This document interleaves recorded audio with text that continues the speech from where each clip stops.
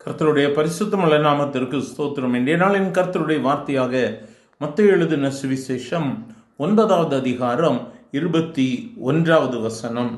நான் அவருடைய வஸ்திரத்தை ஆகிலும் தொட்டால் சொஸ்தமாவேன் என்று தன் உள்ளத்திலே எண்ணிக்கொண்டு அவர் பின்னாலே வந்து அவருடைய வஸ்திரத்தின் ஓரத்தை தொட்டாள். என கருமையானவர்கள், இந்த இடத்தில் ஒரு பெண்ணை குறித்து வேதம் சொல்லும் பொழுது சொல்லுகிறது, அவருடைய வஸ்திரத்தை தொட்டால் என்னுடைய சரீரத்திலே சுகம் உண்டாகும்.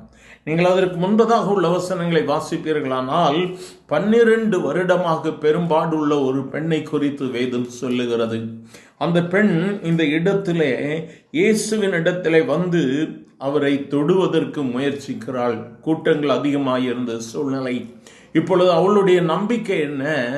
இயேசு என் மேல் கை வைக்கவில்லை என்னாலும் பரவாயில்ல, நான் அவருடைய வஸ்திரத்தை நான் தொட்டேனானால் போதும், என்னுடைய வாழ்வில் அற்புதம் நடக்கும். அதைத்தான் வேதம் சொல்லுகிறது.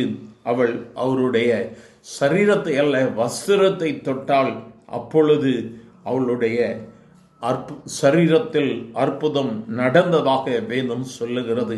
இந்த நாளிலும் கூட நாம் நம்முடைய கரங்களில் வேதம் கொடுக்கப்பட்டிருக்கிறது. நமக்கு அத்தாட்சியாக ஆதாரமாக கொடுக்கப்பட்டிருக்கிற வார்த்தைகள்.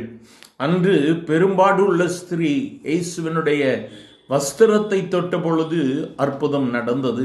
இன்றும் நாமும் ஆண்டவருடைய வசனத்தை பற்றி பிடித்து கொள்ளும் பொழுது நம்முடைய வாழ்க்கையிலே அற்புதம் நடக்கும். இயேசு அவளை பார்த்து சொல்லுகிறார், உன் விசுவாசம் உன்னை ரட்சித்தது என்று சொன்னார். அந்த நேரம் முதல் அந்த பெண் சுகமானாள். இந்த வார்த்தைகளை கேட்கிற எனக்கு அருமையான தேவ பிள்ளையே, இந்த நாளிலும் நாமும் கூட ஆண்டவருடைய வார்த்தையை நமக்கு கிருபையாக கொடுத்திருக்கிறார்.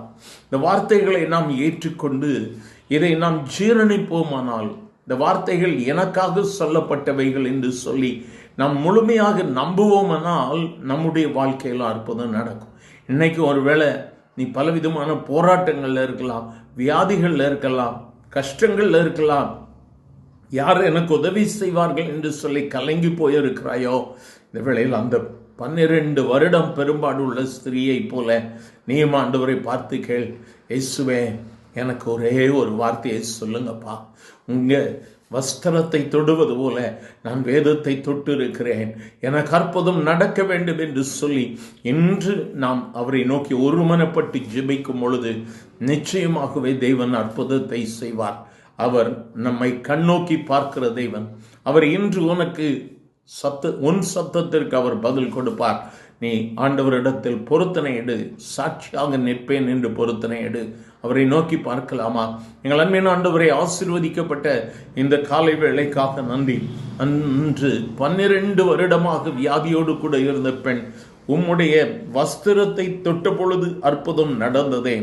இன்றும் ஆண்டவரே, நீர் கொடுத்த வார்த்தைகளை தொட்டு உம்முடைய வார்த்தைகளை பற்றி பிடித்து கொண்டு எனக்கு அற்புதம் செய்யும் என்று சொல்லி நோக்கி கதறுகிற ஒவ்வொருவருக்கும் அற்புதத்தை செய்யும். நீங்க அப்படி செய்கிற தெய்வர்காய் ஸ்தோத்திரம். ஆசீர்வதியும் இயேசுவின் நாமத்தில் பிதாவே. ஆமென். ஆமென்.